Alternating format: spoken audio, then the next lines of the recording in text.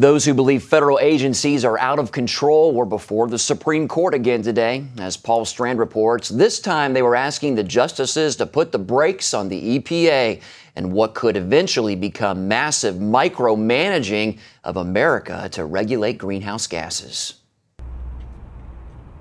The court in the past has indicated it wants the Environmental Protection Agency to fight global warming. But those filing suit warn if the EPA isn't shackled by proper laws, it could end up having draconian control over almost anything in America that uses power and emits carbon. While the questions in this particular case are incredibly complex, what it boils down to for opponents of the EPA is they see this as another incredible overreach and overregulation by yet one more agency of the Obama administration.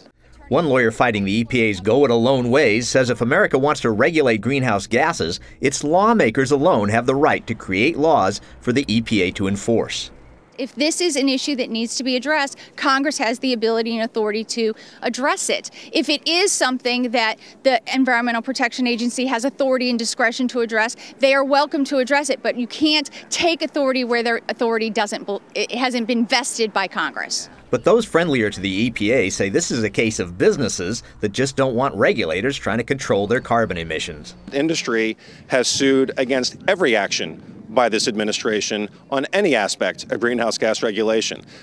There is nothing, it seems, that industry likes about any aspect of greenhouse regulation. That really is the backdrop. EPA opponents warn this is just another case of an out-of-control administration riding roughshod over its constitutional limits and making its own laws. We certainly have grievous concerns about the overregulation and the declaration of the President of the United States that he's going to use his pen and his phone to accomplish that which he is unable to accomplish through congressional action. The role of the President is to inform Congress and ask Congress to take action. Left to make up its own regulations, critics warn the EPA could someday decide to control carbon emissions by 6.1 million American sources, like schools, hospitals, and churches.